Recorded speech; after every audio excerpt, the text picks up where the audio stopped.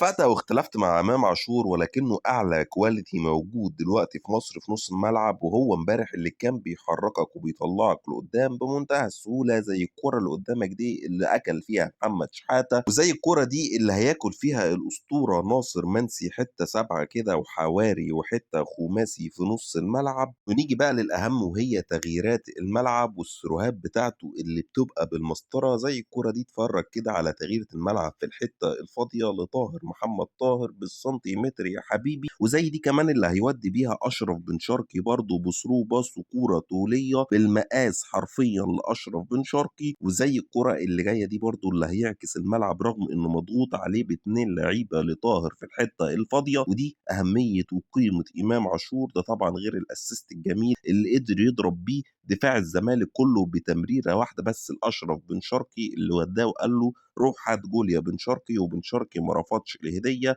وحط جول جميل. ولذلك لا غنى عن إمام عاشور في نص ملعب الأهلي. زي ما انتقدنا ياسين مرعي بشدة بعد الأداء السيء اللي قدمه في ماتش بيراميدز، وطالبنا كلنا كجمهور ومحللين برحيله من النادي الأهلي، لازم نشكره على الكورة اللي قدامك ديت في الدقيقة 48 بداية الشوط الثاني، اللي كانت هتحول الماتش تماما لو ما كانش ياسين وصل للكورة دي وراحت لمهاجم الزمالك، تقريبا نفس كورة الهدف الأول بتاعت الأهلي بتاع بن شرقي، ولكن ياسين مرعي قدر يعمل جامب بطريقة كبيرة وحلوة جدا، وقدر يطلع الكورة دي عشان ما توصلش لمهاجم الزمالك، اللي لو كانت الكورة وصلت له كان هيحطها بمنتهى السهولة. وعلى فكرة مش دي الكورة الوحيدة، في واحدة في الشوط الأول برضو، وعايزك تتفرج على الجامب الجميل بتاع ياسين مرعي اللي قدر يطلع بيه الكورة رغم إن في اتنين مهاجمين أقوياء في نادي الزمالك سواء ناصر منسي أو الدباغ، والاتنين بيقدروا يلعبوا بدماغهم كويس جدا، ولكن دايما كان ياسين مرعي بيتفوق عليهم في الجامب وبيقدر يخلص. أشرف بن شرقي النهارده كان كل ما يشوف لعيب من لعيبة الزمالك يروح منيمه زي ما انت شايف كده، زي ما نيم شحاتة في اللقطة دي وخلاه يغفل على استاد القاهرة قدام ملايين ملايين المشجعين سواء الأهلاوية أو الزملكاوية، ونيم برضو أحمد فتوح في جورة الجون التاني. أي حد كان بيشوفه من لعيبة نادي الزمالك كان بينام زي ما انت شايف كده، وزي ما شحاتة نام وزي ما فتوح نام، أشرف بن شرقي بيقدم مباراة كبيرة ونتمنى استمراره كمهاجم للنادي الأهلي.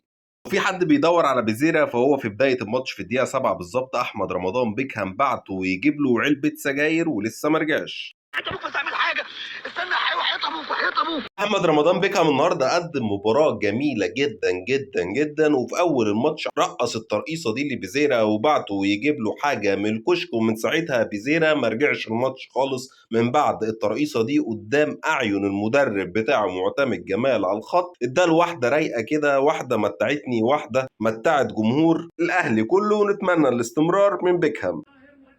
جول يا ولد يا بن شرقي، هو قلت لكم من بدري مهاجم يا جدعان، ده يلعب مهاجم، ده يلعب مهاجم، ما يلعبش حاجه تانية غير مهاجم ده.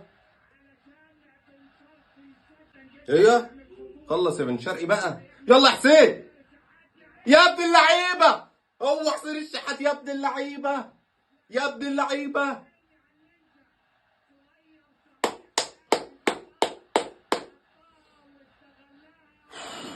زيزو مين والناس نايمين، اتفرج على الفينش، يخرب بيتك ايه الحلاوه دي. سلام عليك يا ده فتوح، يلا عقد هنا لعمك فتوح. عقد لعمك فتوح هنا. ايه الحلاوه دي يا فتوح.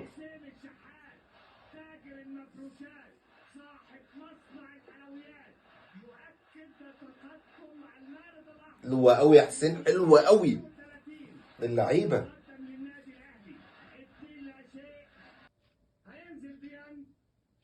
اوف حلوه قوي يا امام، يا ابن اللعيبه يا بن شرقي، يا ابن اللعيبه خلص الماتش. ده ازاي ما بقاش مهاجم يا جدعان، ده ازاي ما يلعبش مهاجم تلعب مروان عثمان، حرام عليكم يا ابن اللعيبه.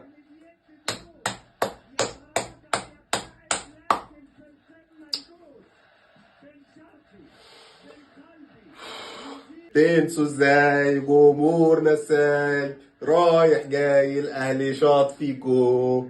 اوه اسمع جمهور الاهلي.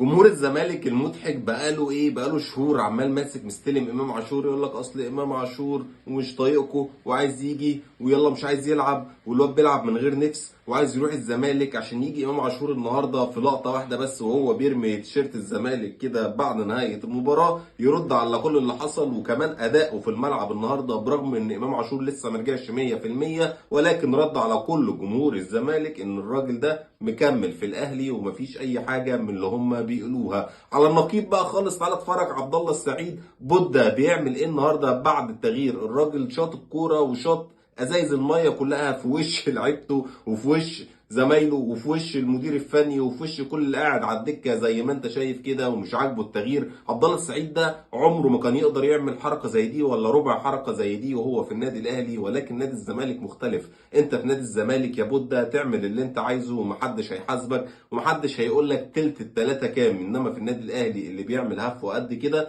بيتعاقب، اللي بيتضايق بس وهو طالع بيتعاقب. هنسمع بقى حاجه لعبد الله النهارده ولا بودة؟ مش هنسمع اي حاجه، ما هو عملها قبل كده كتير الموسم ده، بس دي مش اول مره. واتخانق مع حسام عبد المجيد في الملعب وعمل، ولكن بودة محدش بيكلمه ليه. هو ده نادي الزمالك ودي تربيه نادي الزمالك ودي اخلاق نادي الزمالك اللي عبد الله السعيد النهارده بيفرضها وبيبينها للشعب المصري كله وللوطن العربي كله. برافو عليك يا بودة. وايه رايك في رميه امام عاشور للتيشيرت؟